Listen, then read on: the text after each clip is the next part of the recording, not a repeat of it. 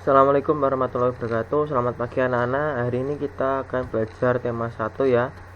Kita masih subtema 2, pembelajaran 3. Nah, melanjutkan yang kemarin.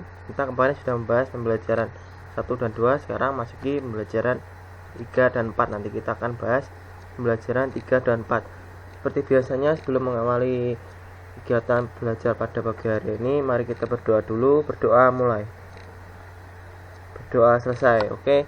Hari ini kita masih pembelajaran 3, menuliskan informasi dari teks dengan kosakata yang tepat.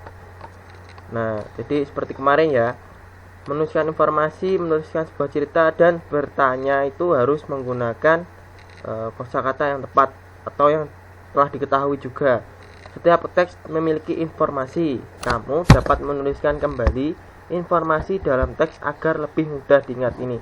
Kamu dapat menuliskan kembali informasi dalam teks agar lebih mudah diingat. Jadi misal anak-anak itu waktu menjelaskan, ini Bapak jelaskan ya toh. Bapak menjelaskan itu suatu ketika disiapkan juga alat tulisnya, buku tulisnya. Nah, nanti dicatat kira-kira kata-kata apa yang baru, kosakata apa yang baru dicatat. Nah, nanti kalau satu misal kita melakukan Google Meet, ini artinya apa Pak? Kata-katanya artinya apa? Nah, bisa ditanyakan gitu. Jadi kamu dapat menuliskan kembali informasi dalam teks agar lebih mudah diingat. Jadi ditulis saja, misalnya yang bingung-bingung ditulis, nanti kita bahas bersama. Tuh. Saat menulis informasi gunakan kosakata yang sudah kamu ketahui ya, seperti kemarin. Saat menulis informasi gunakan kosakata yang sudah kamu ketahui.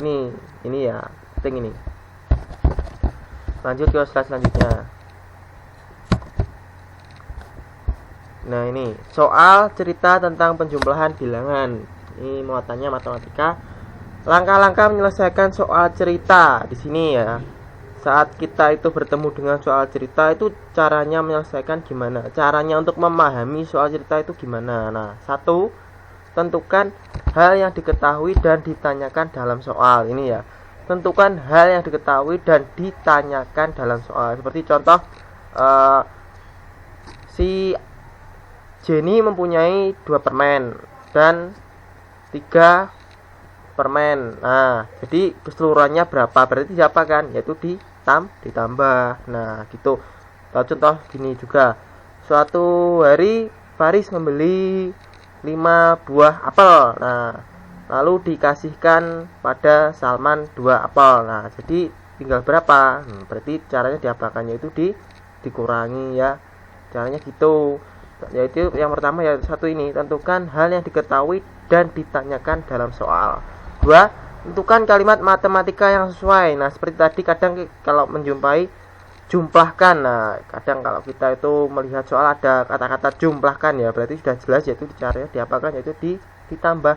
Nah, suatu ketika juga kita itu melihat ada soalnya gini, bagikan. Nah, berarti dibagi.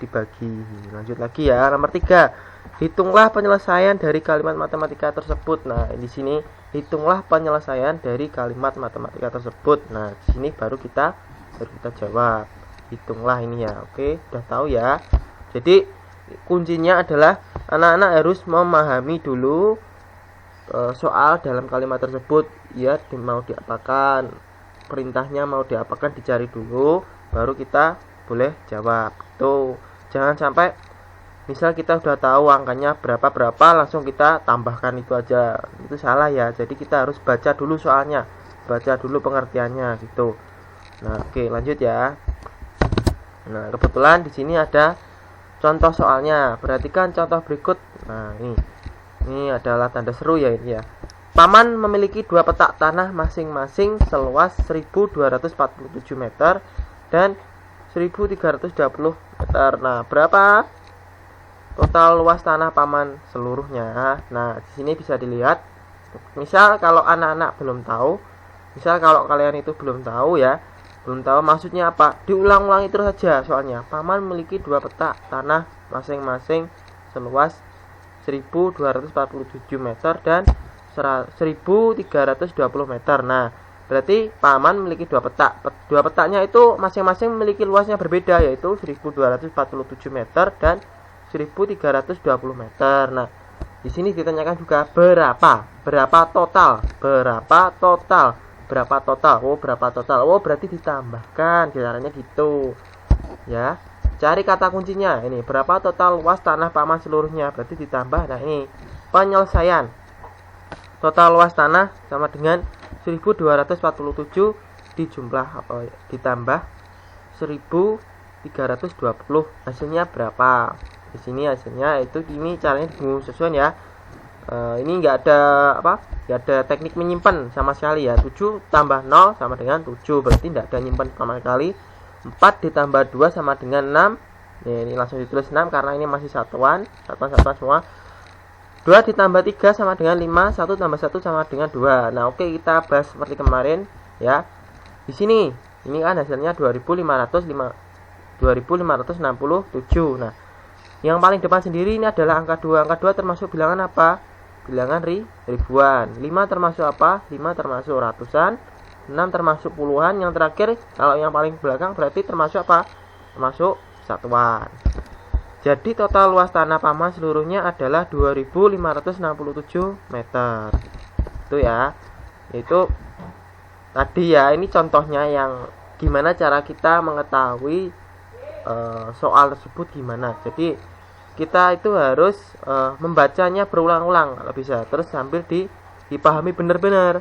Terus dicari kata kuncinya juga. Kata kuncinya di sini ada paman memiliki 2 petak. Nah, terus di sini berapa total luas. Nah, berarti kan ditambah.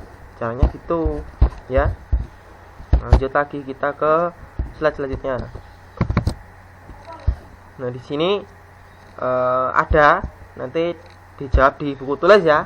Dijawab di buku tulis yang ini. Ayo selesaikan soal berikut dengan waktu secepat mungkin.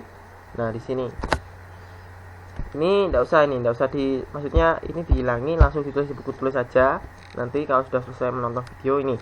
Paman Eko berlari selama 30 menit sepanjang 5.808 meter dan 30 menit berikutnya sepanjang 4.200 meter. Berapa total? Nah, ini berapa total berarti diapakan?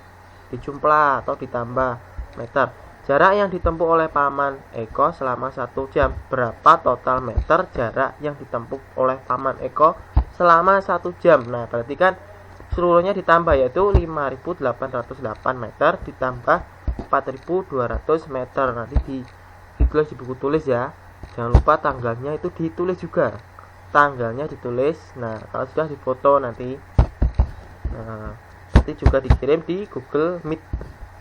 Selanjutnya kita masuki pembelajaran 4. Menceritakan makanan kesukaan menggunakan kosakata yang tepat. Nah, di sini muatannya adalah bahasa Indonesia. Kamu dapat bercerita dengan lancar dan lengkap jika kamu memiliki banyak kosakata. Nah, ini perlu digarisbawahi anak-anak. Kamu dapat bercerita dengan lancar dan lengkap jika kamu memiliki banyak kosakata. Nah, jadi gimana cara kita itu memiliki banyak kosakata? Ya ini, itu dengan cara membaca. Nah, terus pokoknya membaca aja. Bisa bacanya terserah, bisa baca komik, baca buku pelajaran, baca koran, atau baca berita yang ada di dalam HP. Nah, semuanya punya HP toh. Nah, jadi dibaca aja supaya nanti dapat menambah kosakata. Lanjutnya, kamu harus memiliki makna setiap kosakata yang kamu gunakan saat bercerita. Nah, di sini juga sama. Saat kalian baca itu ada kata-kata, mungkin ada kata-kata yang belum diketahui. Nah, itu ditulis saja. Nah, nanti waktu di Google Meet itu kita akan belajar. Tidak apa-apa, kita akan bahas bersama. Tidak usah malu. Nah, nanti supaya apa? Supaya kalian tahu maknanya dari kata itu. Nah, sehingga kalian dapat memiliki banyak kosakata. Tuh, lanjut ya.